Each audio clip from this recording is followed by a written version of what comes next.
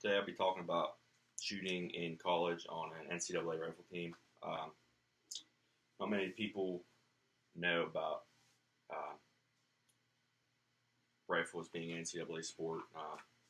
You never hear about it like basketball or football or baseball. But going to college on a shooting scholarship, it is a very hard decision. Um, there's not very many schools that have it, and most of the time they're very far away from where you live. Like for me, I live in Pennsylvania. I go to school here in Moorhead, Kentucky. It's about 6 hours away. And along with choosing a school, you're going to school to start your future, to get an education, to get a job after college, and then you got to be up to par by the time you start looking at colleges and shooting at colleges with your scores.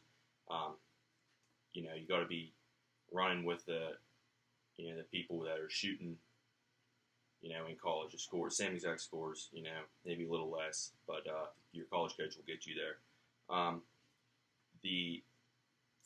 There's a page on the NRA college site that says that there are almost 300 rifle programs in the United States at different colleges, but for the specific precision shooting, there's roughly 30, which is, not very many.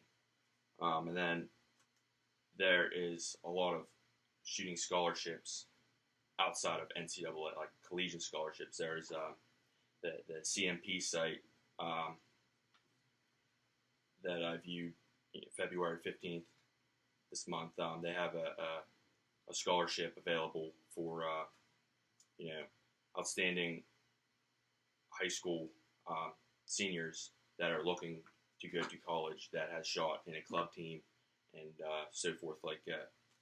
But actually shooting in college, what we do is very, very different from what people would expect. We have a fancy suit, fancy guns. Our suit supports, our back, our legs, stuff like that.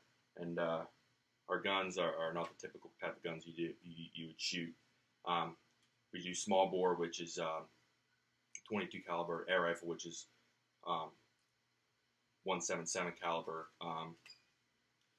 So, you're shooting at a bull that's about that big, but in reality, you're trying to hit the center of it, which is the 10 ring, the size of a period at the end of a sentence.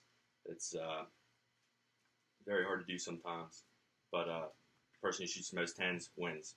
And in college, it's very, very stiff competition, so you have to shoot as many tens as you possibly can. And people wouldn't realize that it's a very physically and especially mentally demanding sport.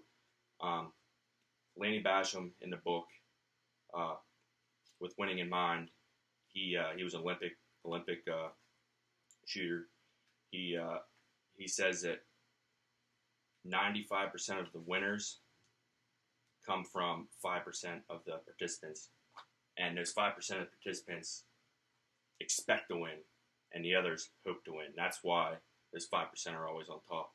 And then there's three guys named Gabby Bullman, Heinz Reckenmeyer, and Mike Eckhart, and they helped write the book Ways of the Rifle, and they said many matches are lost when you lose your thought control, and 90% shooting is mental, and the other 10% is physical. But the physical part, you're in weird positions, you're moving different muscles than you usually do, in your three position, which is small bore, and you're moving up and down. And same with air rifles, just only standing, but you're still using different muscles than what you normally use. But with the NCAA rifle, it's not your typical football, baseball, basketball type of team. There's, the lowest team, 7 or 8. The highest team, the highest number of people on a team in college is roughly 20. Um, there's only 3.6 scholarships given out per year on a Division One rifle team, which is considerably less than baseball or football. But the rules, all the drug, testing, it's all the same. Most of the rules are the same as the other ones, the basic rules, anyways. With the rules that we use for shooting, you can find at the USA Shooting website under USAS rules. They're basically just ISSF rules. I viewed them at February 15th and 2015, and those are the rules that we use. They're basic, they're the international rules. At this level, all the rules are pretty much the same. For the NCAA, you can view all the, all the links to scores and history, and that is continuously updating throughout